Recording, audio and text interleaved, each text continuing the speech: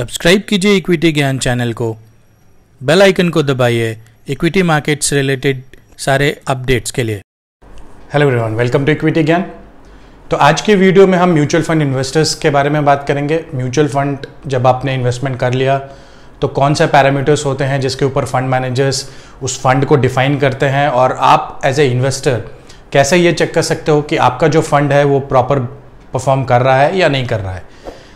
कुछ पैरामीटर्स होते हैं जो मैंने आपको लास्ट वीडियो मिड कैप का जो वीडियो मैंने बनाया था उस वीडियो में मैंने आपको डिफाइन किया था कि alpha, beta, R square value, Sharpe ratio ये क्या होती हैं। आज इसके बारे में हम डिटेल में बात करेंगे। आप as a investor, as a normal investor आपको रेशियोज़ के बारे में डेफिनेशंस मालूम चलेंगे, और एज ए नॉर्मल इन्वेस्टर आपको कैसे चेक करना चाहिए, आप कैसे अपने फंड के बारे में जाके चेक कर सकते हो। एक सैम्पल एग्जाम्पल लेके मैं आपको ये चीज़ें क्लैरिफाई करूँगा। तो आज ये चीज़ें आपको क्लैरिफाई हो जाएंगे। आई होप वीडियो आपको अच्छा लगे। चैनल को जरूर सब्सक्राइब कर लीजिए। चलिए स्टार्ट करते हैं। अल्फा क्या है? अल्फा जो रेशियो होता है वो एक्चुअली डिफाइंड कैसे रहता है? तो ये जो आप अपनी स्क्रीन पे अभी देख रहे हैं ये अल्फा और बीटा दोनों चीज़ें रहती हैं। अल्फा क्या करता है? अल्फा ये डिफाइन करता है किसी एक फंड को कि उस फंड ने अपने बेंचमार्क के अकॉर्डिंग परफॉर्म किया है या नहीं किया है। अल्फा जो होता है वो डिफाइंड रहता है अपने बेंचमार्क के अकॉर्डिंग। मान लीजिए कि आपने किसी एक फंड में इन्वेस्टमेंट किया और उस फंड ने जो उस फंड का अल्फा है वो 3 है, तो इसका मतलब होता है कि अगर बेंचमार्क ने 10% का रिटर्न दिया है तो आपके फंड ने 13% का रिटर्न दिया है। अल्फा ये चीज़ डिफाइन करता है। तो ये चीज़ आप समझिए कि अगर आपका अल्फा 1 से ज़्यादा है, 1 का मतलब होता है अल्फा इक्वल टू 1 का मतलब होता है कि आपके फंड ने बेंचमार्क के अकॉर्डिंग ही, बेंचमार्क ने जितना दिया था उतना आपके फंड ने ही रिटर्न्स अभी तक दिए हैं। तो आपका अल्फा हमेशा 1 से ऊपर होना चाहिए, बिकॉज बेंचमार्क ने जो रिटर्न दिया उस रिटर्न से ऊपर आपके फंड को रिटर्न देना पड़ता है। अदरवाइज फंड इन्वेस्टमेंट करके आपको कोई फायदा नहीं है। आप सिर्फ एक इंडेक्स में भी इन्वेस्टमेंट कर सकते हो। तो आपने अल्फा समझ लिया, अब बीटा समझिए। ये बीटा का डेफिनेशन होता है जो अभी आप अपने स्क्रीन पे देख रहे हैं, ये बीटा का डेफिनेशन है। बीटा क्या होती है? बीटा वॉलेटिलिटी डिफाइन करती है एक फंड की। वॉलेटिलिटी मतलब फंड के अंदर आपके बहुत सारे स्टॉक्स होते हैं, वो स्टॉक्स मार्केट के साथ कैसा बिहेव करते हैं। मतलब अगर मार्केट 5% टूटता है तो क्या ये फंड्स 5% तक टूटते हैं या फिर 2-3% तक रुक जाते हैं, या फिर इनकी वॉलेटिलिटी 10-20% तक भी चले जाती है, मतलब 10-20% तक भी ये टूट जाते हैं। तो जितने ज़्यादा ये वोलेटाइल होंगे उतनी ही ज़्यादा आपकी बीटा की वैल्यू आएगी। तो ये बीटा जो एक पैरामीटर है ये उन लोगों के लिए बहुत हेल्पफुल है जो लोग रिटायर्ड हो चुके हैं, जिनकी रिस्क एपेटाइट बहुत कम हो, जिनको वोलेटिलिटी अच्छी नहीं लगती या रिस्क एपेटाइट उतनी नहीं है, रिस्क नहीं ले सकते।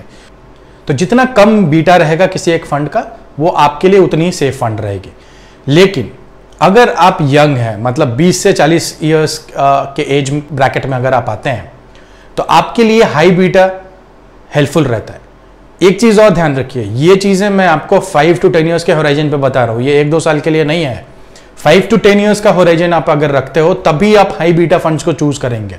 तो आपने बीटा समझ लिया। अब समझते हैं शार्पे रेशियो। ये जो आप अपनी स्क्रीन पे देख रहे हैं ये शार्पे रेशियो का डेफिनेशन है, और इसके साथ साथ मैंने आपको फॉर्मूला भी दे रखा है। तो शार्पे रेशियो क्या होता है? शार्पे रेशियो डिफाइन करता है एक फंड का कितना रिस्क है, और रिस्क हम किस चीज के ऊपर लेते हैं। तो रिस्क उस चीज के ऊपर, हम इसको कंपेयर किसके साथ करते हैं? तो रिस्क हम उस चीज के ऊपर लेते हैं कि जो हमारे ट्रेजरी बिल्स होते हैं, जो ट्रेजरी बिल्स या फिर गवर्नमेंट बॉन्ड्स या फिर आप सिक्योरिटीज, गवर्नमेंट सिक्योरिटीज होती हैं, इनके ऊपर कंपेयर किए जाती हैं। तो ये क्या होते हैं? ये सिक्योर्ड होते हैं। ये आपको 7 से 8% का जो रिटर्न होता है ये इनके ऊपर मिलता है, आपको गवर्नमेंट बॉन्ड्स में उतना ही मिलता है। तो ये सेफ रहते हैं, तो इनको डेट फंड्स में ज़्यादा इंक्लूड किया जाता है। तो हम इन चीज़ों के साथ कंपेयर करते हैं। तो मैं एक रिस्क फ्री के साथ एक रिस्क अपने फंड को कंपेयर करूंगा कि मेरा रिस्क फ्री ने अगर 5% का रिटर्न दिया और मेरे फंड ने अगर 10% का रिटर्न दिया तो मेरी रिस्क प्रोफाइल 5 की आ जाती है। तो ये ही होता है शार्पे रेशियो। शार्पे रेशियो जितना ज़्यादा रहेगा आपके फंड की रिस्क उतनी ही ज़्यादा रहेगी। तो अगर आपको रिस्क एपेटाइट ज़्यादा है, आप लंबे समय तक इंतजार कर सकते हो, 5, 10, 15, 20 साल के लिए इंतजार कर सकते हो। तो आपके लिए सबसे बेहतरीन चीज़ रहता है कि आप जितनी ज़्यादा हाई शार्पे रेशियो वाले फंड्स हों उसमें ज़्यादा इन्वेस्टमेंट कीजिए। अगर लो शार्पे रेशियो वाले फंड्स रहेंगे तो वो उन्होंने थोड़ा सा मैनेज कर रखा होगा रिस्क को with some of the funds, लेकिन उनकी रिटर्न कॉम्प्रोमाइज हो जाती है। अगर आप हाई शार्पे रेशियो वाले फंड्स लेते हो, रिस्क जितनी ज़्यादा रिस्क कोई एक फंड मैनेजर उठाता है तो वो आपको रिटर्न उतना ही दे सकता है। लेकिन एक चीज़ और ध्यान रखिए, ये फंड मैनेजर के ऊपर भी डिफाइन करता है। फंड मैनेजर ने कितने इंटेलिजेंटली आपके फंड के अंदर में होल्डिंग को मैनेज कर रखा है, इसके ऊपर बहुत चीज़ें डिफाइंड रहती हैं। अगर फंड मैनेजर्स ने सिर्फ वॉलेटाइल स्टॉक्स लगा रखे होंगे आपके फंड के अंदर में, तो आपका फंड कोलैप्स कर जाएगा। तो आपको फंड चूज करने के टाइम पे ये चीज़ें आपको बहुत ध्यान होती है देखना। तो ये 3 पैरामीटर्स आपने समझ लिए।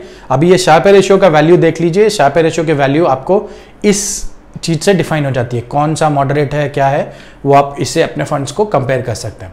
अब मैं आपको एक एग्जांपल देके दिखाता हूँ। जो मिड कैप फंड्स का मैंने आपको एक लास्ट वीडियो जो बनाया था, उसमें मैंने आपको डीएसपी मिड कैप फंड का नंबर 1 दिया था।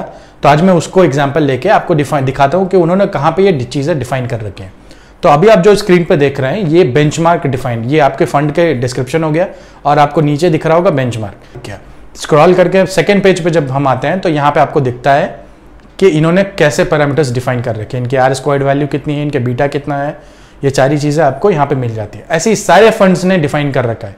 आपको क्या करना पड़ता है, आपको सारे फंड्स के पेजेस पे जाके अपने फंड का डिस्क्रिप्शन, पोर्टफोलियोज, ये सारी चीज़ें चेक करनी पड़ती। तो आई होप कि आपको वीडियो अच्छा लगा होगा। कोई भी डाउट रहे तो जरूर आप कमेंट सेक्शन में लिखिए, मैं आपके डाउट्स को उधर ही क्लियर करूंगा। आपको फंड रिव्यू कराने होंगे तो 1-2 फंड्स का मैं आपको रिव्यू भी कर दूंगा। तो आई होप कि वीडियो आपको अच्छा लगेगा। Thank you very much.